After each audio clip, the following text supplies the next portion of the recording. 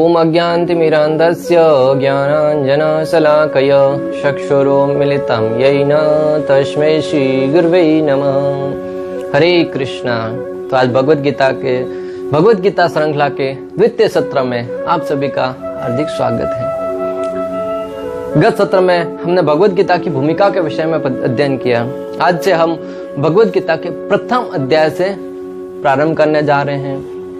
आइए अभी से हम गीता रूपी समुद्र में गोता लगाने का प्रयास करेंगे, जिसमें भक्ति रूपी, कर्म रूपी, ध्यान रूपी ज्ञान को समझने का प्रयास करते हैं।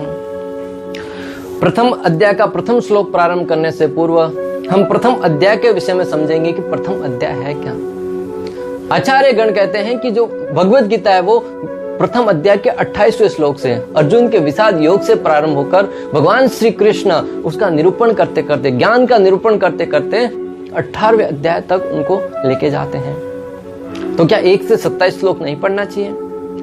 उसके ऊपर बलदेव विद्याभूषण जी विशेष रूप से टिप्पणी करते हुए कहते हैं कि जिस प्रकार एक लड्डू है वो नमक में अगर गिर जाए और उस लड्डू को निकालकर नमक को उससे हटाकर उस लड्डू को खाने का प्रयास किया जाए, तो हालांकि हमने नमक को हटा दिया है, परंतु फिर भी उस लड्डू के अंदर नमक का स्वाद आएगा। हम चाहते हुए भी न चाहते हुए भी उसको अलग नहीं कर सकते। हम चाहते हुए भी नमक को लड्डू से पूर्ण रूप से अलग नहीं कर सकते। ठीक उसी प्रकार जो भगवत गीता का ज्ञान है उसमें से जो प्रथम 27 श्लोक है उनको चाह कर भी अलग नहीं कर सकते। अगर उनको भगवत गीता से अलग किया जाए तो हम भगवत गीता का ज्ञान तो समझ जाएंगे, परंतु इस ज्ञान से वंचित रह जाएंगे कि भगवत गीता किस स्थान पर कही गई, किस परिस्थिति में कही गई, किससे कही गई और क्यों कही गई। क्योंकि अर्जुन है वो प्रथम श्लोक ही है कि धर्म क्षेत्र कुरुक्षेत्र, धर्म भूमि का जो कुरुक्षेत्र स्थान है वहां पर श्रीमद् भगवत गीता का ज्ञान दिया गया। तो प्रथम 27 श्लोक है वो पढ़ना अत्यंत आवश्यक है ताकि भगवत गीता का जो बैकग्राउंड है उसको ठीक से समझा जा सके। आचार्यगण प्रथम अध्याय को 4 भागों में विभाजित करके उसको समझाने का प्रयास करते हैं। प्रथम 1 से 13 श्लोक हैं, उसमें दुर्योधन है वो राजनीति करते हैं, और 14 से 20 श्लोक है उसमें युद्ध में विजय के चिन्ह दिखाई पड़ते हैं कि किसकी विजय होने वाली है। प्रारंभ में विजय का चिन्ह मालूम पड़ जाता है, युद्ध का रणनीति देखकर, युद्ध स्थल में लोगों के खड़े रहने का भाव देखकर कि किसकी विजय होने वाली है।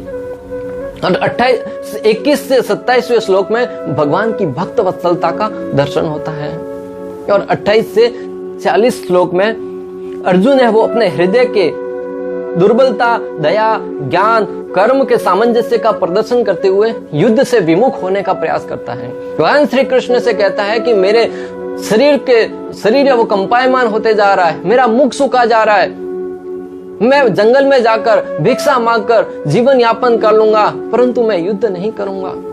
जिस युद्ध में अपनों के मारे जाने का भय बना रहा है, युद्ध में अनेक सेनापति, अनेक व्यक्ति मारे जाएंगे, और उनको मारे जाने से अनेक स्त्रियां विधवा हो जाएगी, और स्त्रियों के ऊपर जब कोई अंकुश नहीं रहेगा तो समाज में वर्ण संकर पैदा हो जाएगा, और उन सब का कारण मैं बनूंगा, तो मैं युद्ध नहीं चाहता।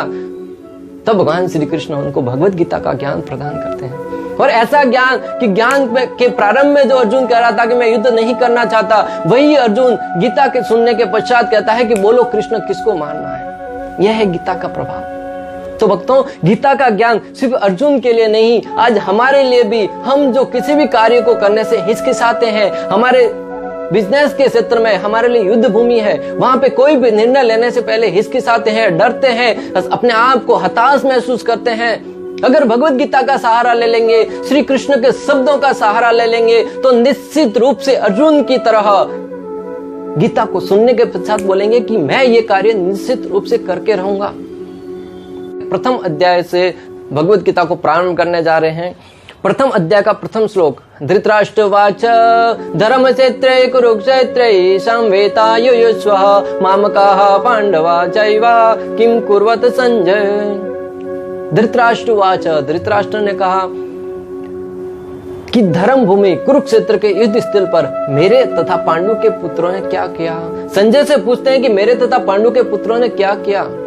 संजय कौन है? संजय वेद व्यास जी के शिष्य हैं, जो वेद व्यास जी के आशीर्वाद से धृतराष्ट्र के कक्ष में बैठे बैठे कुरुक्षेत्र के युद्ध स्थल पर क्या हो रहा है उसके रूप में आंखों देखा हाल लाइव टेलीकास्ट सुना रहे हैं। अगर हम कहते हैं कि आज लाइव टेलीकास्ट दुबई में मैच खेला जा रहा है, भारत में देखा जा रहा है, तो इसमें कौन सा बड़ी बात है? द्वापर युग की बात है भक्तों। बिना किसी मेहनत के, बिना किसी परिश्रम के, सिर्फ और सिर्फ गुरुजनों के आशीर्वाद से संजय धृतराष्ट्र के कक्ष में बैठे बैठे कुरुक्षेत्र का आंखों देखा हाल सुना रहे थे। यहाँ पे धृतराष्ट्र संजय से पूछ रहे हैं कि मेरे तथा पांडु के पुत्रों ने क्या किया। कोई भी साधारण व्यक्ति भी समझ सकता है कि युद्ध करने की इच्छा से युद्ध क्षेत्र में एकत्रित हुए तो युद्ध ही करेंगे और क्या करेंगे। धृतराष्ट्र आंखों से तो, भौतिक आंखों से तो अंधे थे, साथ ही साथ आध्यात्मिक दृष्टि से भी अंधे थे। यहाँ पे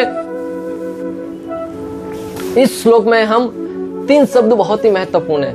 पहला धर्म क्षेत्र, दूसरा कुरुक्षेत्र और तीसरा मामकाहा।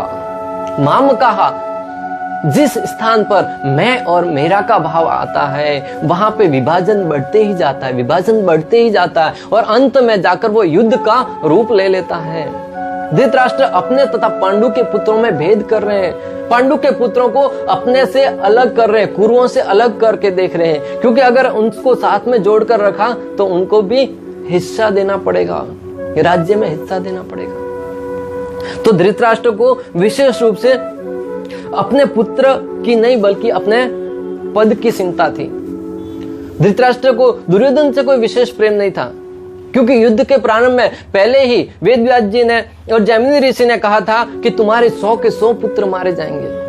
धृतराष्ट्र को पहले से पता था, लेकिन फिर भी उनको आचार्यों की बात पर पूर्ण रूप से विश्वास नहीं था। उसने सोचा कि ये तो एक कल्पना है।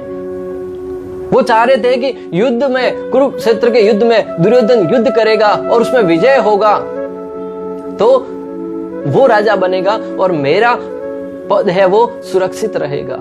वो किसी भी रूप में पांडवों को राज्य नहीं देना चाहते थे। और इसमें आपने देखा होगा कि जब श्री कृष्ण संधि प्रस्ताव लेके जाते हैं और दुर्योधन से कहते हैं कि पांडवों को सिर्फ 5 गांव दे दो, तब दुर्योधन भगवान से कहता है कि मैं पांडवों को एक सुई के नोक जितनी भी जगह नहीं दूंगा।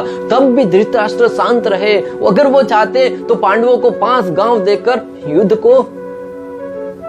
युद्ध होने से बचा लिया जा सकता था, परंतु वो नहीं चाहते थे कि पांडवों को कुछ दिया जाए। आचार्यगण कहते हैं कि जब प्रकृति भेदभाव नहीं करती तो फिर मानव समाज क्यों भेदभाव करती है। आपने देखा होगा जब सूर्य उदय होता है तो कभी सूर्य भेदभाव नहीं करता कि ये गंदी जगह है, यहाँ पे मैं सूर्य प्रकाश नहीं डालूंगा, ये मलमूत्र विसर्जन करने वाली जगह है, मैं यहाँ पे प्रकाश नहीं डालूंगा। सूर्य हर एक स्थान पर समान मात्रा में प्रकाश देता है। चाहे मलमूत्र विसर्जन किया है तो उसको भी सुखा देता है, और एक शुद्ध से शुद्ध जगह होती है उसको भी सुखा देता है, समान रूप से प्रकाश प्रदान करता है। ठीक उसी प्रकार जब बारिश होती है तो बारिश, इंद्रदेव कभी किसी के साथ पक्षपात नहीं करते, हर एक जगह पे समान रूप से बारिश करते हैं। चाहे अच्छी भूमि हो, बंजर भूमि हो, पहाड़ हो, रेतीली हो, खेत हो, हर जगह पे समान रूप से बारिश करते हैं। प्रकृति का कोई भी कार्य किसी तरह का भेदभाव नहीं करता।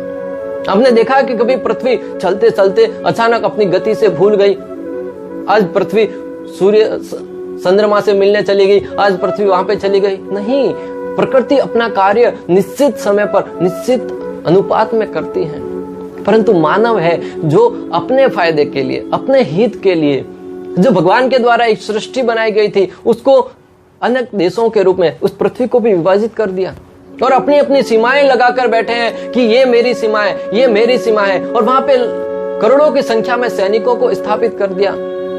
एक देश का जितना खर्चा सेनाओं के ऊपर होता है, अगर उस धन को गरीबों को भोजन खिलाने में, विद्यार्थियों को शिक्षा प्रदान करने में दिया जाए ना, कोई भी देश में एक भी व्यक्ति भूखा नहीं मरेगा, एक भी व्यक्ति गरीब नहीं रहेगा, एक भी व्यक्ति शिक्षा से वंचित नहीं रहेगा। जो युद्ध कभी सालों में एक बार होता है उसके लिए कितना सारा धन का अपव्यय होता है, और ये किस लिए होता है? सिर्फ और सिर्फ मानव के अहंकार के लिए, मैं और मेरा की भावना के लिए। मेरा देश श्रेष्ठ है, मैंने भारत में जन्म लिया इसलिए भारत श्रेष्ठ है, मैंने पाकिस्तान में जन्म लिया इसलिए पाकिस्तान श्रेष्ठ है, मैंने अमेरिका में जन्म लिया इसलिए अमेरिका श्रेष्ठ है। उनको देश से कोई नहीं पड़ी है, सिर्फ मैंने वहां पे जन्म लिया इसलिए वो देश महान है। उनको कौन बताए कि आज भारत में जन्म लिया, अगले जन्म में पता नहीं अमेरिका में होंगे, चाइना में होंगे, कहां पे होंगे। समस्या ये नहीं है कि तुमने कहां पे जन्म लिया, समस्या तो ये है कि जन्म मृत्यु जरा व्याधि। Who am I? मैं कौन हूं, मैं कहां से आया हूं, फिर मैं यहाँ पे दुख क्यों भोग रहा हूं, मृत्यु के पश्चात मुझे कहां जाना है, यह व्यक्ति की चिंता का विषय होना चाहिए। जब इसके बारे में चिंतन करेगा ना तो इन सब छोटे मोटे कार्यों से ऊपर उठ जाएगा। आज व्यक्ति आपस में देश के नाम पे लड़ते हैं, राज्य के नाम पर लड़ते हैं, जाति के नाम पर लड़ते हैं, धर्म के नाम पर लड़ते हैं, परंतु किसी को भी आत्म साक्षात्कार के विषय में नहीं पढ़ा। मेरा धर्म श्रेष्ठ है, मेरी जाति श्रेष्ठ है, मेरा कुल श्रेष्ठ है, मेरा देश महान है। अरे तुम्हारा देश महान है तो उसका भी महान रहने दो, क्या फर्क पड़ता है। लेकिन नहीं, अहंकार है वो कभी ये मानने के लिए राजी नहीं होता। जब तक मामकाहा की जगह पे ईश्वरीय बुद्धि नहीं आएगी ना, तब तक युद्ध होता रहेगा। कितनी संयुक्त राष्ट्रीय संघ स्थापित कर लो, कितनी शांति की प्रक्रिया स्थापित कर लो, लेकिन जब तक ईश्वरीय भाव नहीं आएगा ना, ईश्वरीय बुद्धि का निर्माण नहीं होगा ना, श्री कृष्ण क्या कहना चाहते उसको बुद्धि में विकास नहीं होगा ना, तब तक युद्ध होते रहेंगे। और अनादि काल से हम देख रहे हैं कि युद्ध होते आ रहे हैं। धर्म क्या है? आज धर्म के नाम पर अनेक लोग लड़ते हैं, मेरा धर्म श्रेष्ठ है, तुम्हारा धर्म नीचा है। धर्म है क्या वास्तव में? भगवान श्री कृष्ण ने कहा, सर्वधर्मान परित्यज्य माम एक शरणं व्रज अहम त्वां सर्व पापेभ्यो मोक्षयिष्यामि मा शुच। सारे धर्मों का त्याग करके जब अर्जुन कह रहा था कि मैं ये करूंगा तो वर्ण संकर पैदा होगा, ये करूंगा तो ये हो जाएगा, इनको मारूंगा तो ऐसा हो जाएगा, श्री कृष्ण कहते हैं कि सारे धर्मों को छोड़कर सिर्फ मेरी शरण में आ जाओ। यानी कि जो मैं कहता हूं, मेरी संतुष्टि के लिए, मेरी प्रसन्नता के लिए कार्य करोगे तो सारे वो एकमात्र धर्म है। जो कार्य श्री कृष्ण को प्रसन्न करे, जो कार्य ईश्वर को प्रसन्न करे, वो धर्म है। बाकी धर्म के नाम पर ढोंग है। जब कुरुक्षेत्र का युद्ध स्थान प्रारंभ होने वाला था, तब दुर्योधन भगवान श्री कृष्ण के पास सहायता मांगने के लिए जाते हैं। श्री कृष्ण सोए हुए थे, दुर्योधन जाके भगवान के सिराने पर सिर के पास जाकर बैठ जाते हैं। इतने में अर्जुन भी सहायता मांगने के लिए आते हैं। अर्जुन जाकर भगवान के श्री चरणों के पास जाकर बैठ जाते हैं। श्री कृष्ण की जैसे आंख खुलती है, खड़े होते हैं, अर्जुन को सामने देखते हैं। बोले, अर्जुन तुम कभी आए? उतने में दुर्योधन चिल्ला के कहने लगा, अरे कृष्ण पहले मैं आया था। भगवान ने कहा कि पहले तो मैंने अर्जुन को देखा। यहाँ पे भी बहुत ही सुंदर सिद्धांत स्थापित हो रहा है कि अगर किसी के पास सहायता मांगने चाहे तो उनके शरणों में बैठना चाहिए। गुरु के पास जाए तो उनके शरणों में बैठना चाहिए, उनके सर पे जाके नहीं। तब श्री कृष्ण ने कहा कि मैंने तो पहले अर्जुन को देखा, और वैसे भी अर्जुन तुमसे उम्र में छोटा है तो अर्जुन का ही अधिकार बनता है कि वो पहले मांगेगा। दुर्योधन ने सोचा कि अभी तो मर गए। श्री कृष्ण ने कहा कि अर्जुन पहले तुम मांगो, एक तरफ मेरी नारायणी सेना है और दूसरी तरफ मैं, और मैं बता देता हूं कि मैं युद्ध में शस्त्र भी नहीं उठाऊंगा, तुम जिसे चाहते हो उनसे मांग लो। अर्जुन ने एक पल नहीं लगाया सोचने के लिए कि किसे मांगो। अर्जुन ने तुरंत कह दिया कि भगवान मुझे आप चाहिए। दुर्योधन मन ही मन में तो लड्डू फूट रहे हैं और भगवान के सामने कह रहा है कि ठीक है, अर्जुन आपको चाहता है तो सेना मैं रख लेता हूं। और उतने में वहां से तुरंत निकल गए भक्तों। और ये स्वभाव सिर्फ दुर्योधन का नहीं है। हम भी जब अक्सर मंदिर में जाते हैं ना तो भगवान के सामने प्रार्थना करते हैं, ओम जय जगदीश हरे, सुख संपत्ति घरे आवे, कष्ट मिटे तन का। यानी कि भगवान से प्रार्थना करते हैं कि हमारे शरीर के कष्ट का निवारण हो जाए, घर पे सुख संपत्ति आ जाए। पहली बात तो भगवान के पास जाए तो भगवान के लिए कुछ उपहार लेके जाना चाहिए। कोई फूल लेके जाओ, फ्रूट लेके जाओ और भगवान से प्रार्थना करें कि भगवान मैं आपकी सेवा में क्या कर सकता हूँ, मैं आपकी क्या सेवा कर सकता हूँ। लेकिन हम तो भगवान के सामने जाते हैं, खाली हिलाते हिलाते हाथ जाते हैं और हुंडी में 2 रुपया, 5 रुपया, 10 रुपया रख लेते हैं। भगवान के सामने लाखों की लिस्ट रख देते हैं कि भगवान मुझे ये चाहिए, ये चाहिए। क्या भगवान तुम्हारे नौकर है क्या? भगवान के सामने जाके भी व्यापार करेंगे तो हम में और दुर्योधन में क्या अंतर रह जाएगा? आज से हमें यह निर्णय लेना होगा, यह दृढ़ निश्चय करना होगा कि जब भगवान के पास जाए तो भगवान से प्रार्थना करें कि भगवान मैं आपके लिए क्या कर सकता हूं। आपने मुझे इतना सुंदर शरीर प्रदान किया, इतना सुंदर शरीर प्रदान किया, उससे मैं अपने आजीविका कमा सकता हूं और मैं आपकी सेवा में क्या सहायता कर सकता हूं। इस भाव से जब जाएंगे ना तो निश्चित रूप से भगवान हमारे साथ रेसिप्रोकेट करेंगे, प्रेम का आदान प्रदान करेंगे। भगवान कहते हैं ये यथा माम प्रपद्यन्ते, जो जिस भाव से मेरे पास आता है मैं उसके साथ वैसा ही आदान प्रदान करता हूं। अगर धन मांगने की इच्छा से जाओगे तो धन तो प्राप्त होगा, लेकिन श्री कृष्ण के अमूल्य प्रेम से वंचित रह जाएंगे। जो भगवान के भक्त होते हैं ना, वो भगवान और भगवान की शक्ति में से भगवान को सुनते हैं। जो धन दौलत रुपया पैसा है भगवान की बहिरंग भगवान की शक्ति है, और भगवान है वो भगवान का शुद्ध प्रेम है। तो अर्जुन की भांति हम भी भगवान के प्रेम को सुनना चाहिए, भगवान की सेना को नहीं। आचार्यगण कहते हैं कि अगर गीता के ज्ञान को यथा रूप में समझना है ना तो भक्तों के मुख से ही सुनना चाहिए, भक्तों के माध्यम से ही सुनना चाहिए। जिनको वेदों पर श्रद्धा नहीं, जिनको श्री कृष्ण पर श्रद्धा नहीं है, उनके मुख से अगर गीता का ज्ञान सुनेंगे तो हम भी उस गीता के असली भाव को नहीं समझ पाएंगे। ऐसे अनेक व्यक्ति आज बैठे हैं जो तोते की भांति गीता के श्लोकों को रटते हैं, वेदों के श्लोकों को बोलते हैं, परंतु उनको शास्त्रों पर श्रद्धा नहीं है, भगवान में विश्वास नहीं है, यहां तक कि भगवान के अस्तित्व को भी नकार देते हैं। अनेक लोग ऐसे हैं जो कहते हैं कि श्री कृष्ण का कोई रूप ही नहीं है, भगवान निराकार है, और वही थोड़ी देर बाद कहते हैं कि भगवान कहते हैं कि जो ब्राह्मण है वो मेरे मुख सिर से आए हैं, क्षत्रिय है वो मेरी भुजाएं हैं, वैश्य है वो मेरा उदर है, और शूद्र है वो मेरे पांव है। अरे कुछ समय तो पहले बोल रहे थे कि भगवान का रूप नहीं है, और अभी बोल रहे हैं कि भगवान के शरीर का वर्णन कर रहे हैं कि कहां से किसका निर्माण हुआ। ये दोगलापन कैसा? कहने का तात्पर्य यह है कि भगवान के भक्तों के मुख से ही श्रीमद् भगवद गीता का ज्ञान सुनना चाहिए। भगवद गीता का ज्ञान अश्रद्धालुओं के मुख से सुनना ठीक उसी प्रकार है जिस प्रकार दूध से भरे हुए घड़ा, जो दूध शुद्ध है, परंतु अगर कोई सर्प उस दूध को स्पर्श कर ले, अपना मुख स्पर्श कर ले, तो वो पीने पर व्यक्ति की मृत्यु हो जाएगी, उसमें जहर आ जाएगा। ठीक उसी प्रकार गीता का ज्ञान शुद्ध है, परंतु जब अश्रद्धालु व्यक्ति उस गीता के ज्ञान का व्याख्यान करता है तो उस ज्ञान के अंदर लोगों की श्रद्धा नहीं रहेगी, लोगों का हित नहीं होगा, क्योंकि वो अपने मनमाने ढंग से उसका व्याख्यान करेंगे। धर्म क्षेत्र, दूसरा है धर्म क्षेत्र। चूंकि इस युद्ध को कुरुक्षेत्र में लड़ा जाना था, जिसका उल्लेख वेदों में स्वर्ग के निवासियों के लिए भी तीर्थ स्थान के रूप में हुआ है।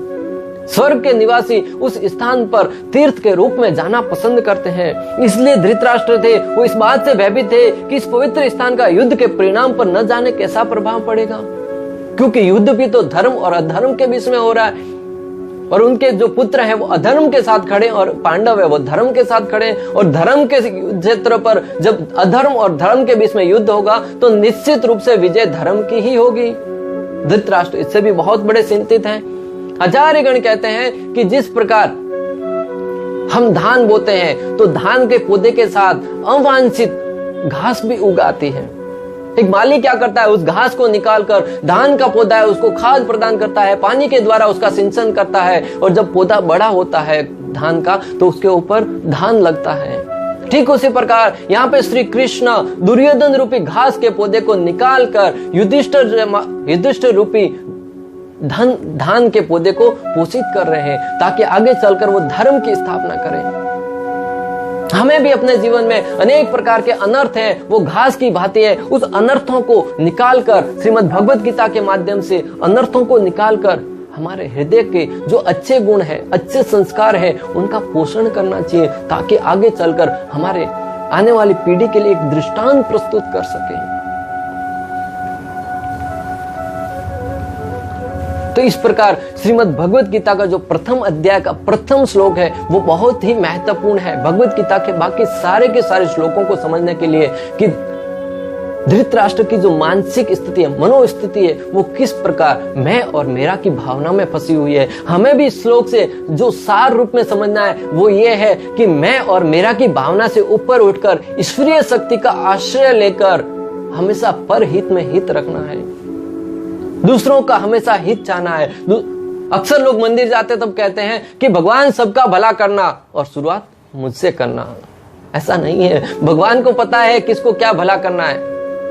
तो भगवान के सामने सिर्फ भगवान की प्रसन्नता के लिए, भगवान के गुणों का, भगवान के सामने भगवान की प्रशंसा करें कि भगवान आपका मुखमंडल कितना सुंदर है, आपकी भुजाएं कितनी सुंदर है, आपका कटी प्रदेश का हिस्सा कितना सुंदर है, आपके श्री शरण कितने सुंदर है, आपका जो वेशभूषा है वो कितना सुंदर है, आपके केस है वो कितने सुंदर है। इस प्रकार जब हम भगवान की प्रशंसा करेंगे ना, वो धीरे धीरे भगवान के जो सारे के सारे शय के शय ऐश्वर्य, उनका थोड़ा थोड़ा हिस्सा हमारे हृदय में धीरे धीरे अपने आप प्रवाहित होता जाएगा। इसलिए आज से निश्चय कीजिए कि जब भी मंदिर जाएं, भगवान के गुणों का बखान करेंगे, भगवान के भक्तों की प्रशंसा करेंगे। और भगवान प्रत्येक प्रकृति में निवास करते हैं, और भगवान के इसी भाव को धारण करके जब हम भगवान के प्रकृति के सौंदर्य को भगवान समझकर, अच्छा भगवान श्री कृष्ण कहते हैं कि पहाड़ों में सुमेरु पर्वत हो, वृक्षों में अश्वत्थ का वृक्ष हो, पशुओं में सिंह हो, मनुष्य में राजा हो, देवताओं में इंद्र हो। जब इस प्रकार कहते हैं कि प्रकृति के हर एक में मुझे दर्शन करो, मेरा दर्शन करो, जब इस भाव से हम देखेंगे, प्रत्येक व्यक्ति में भगवान को देखेंगे, तो किसी के प्रति किसी प्रकार का अपराध नहीं करेंगे। जब भी किसी व्यक्ति के प्रति हिंसा करने का भाव आए ना, तब सोचिए कि इसमें भी भगवान विद्वान है। एक बार एक गुरुकुल में गुरु ने बच्चों को कहा कि कुछ आम के फल प्रदान किए और बोले कि इन फल को ऐसे स्थान पर जाकर खा के आइए जहां पे आपको कोई ना देखे। बच्चे अपने अलग अलग दिशाओं में चले गए। एक बच्चा गुफा में चला गया, एक पेड़ के ऊपर चढ़ गया और अलग अलग स्थानों पर जाकर आम को खा के शाम को घर लौट आए, गुरुकुल में लौट आए, परंतु एक बच्चा नहीं आया। तो जो उनके शिक्षक थे, जो गुरुकुल के मालिक थे, वो बहुत ही आचार्य थे, बहुत दुखी हो गए, रात भर नहीं सोए। प्रातःकाल दूसरे दिन प्रातःकाल वो बच्चा थका हारा ऐसे हाथ में आम लेते लौट रहा था गुरुकुल की तरफ। गुरु ने कहा कि तुम हाथ में आम लिए ऐसे क्यों आ रहे हो, तुमने कुछ खाया क्यों नहीं अभी तक, आम ऐसे कैसे क्यों लेके आए। तो शिष्य ने जो बात कही उसे सुनकर गुरु का हृदय बहुत ही द्रवित हो गया।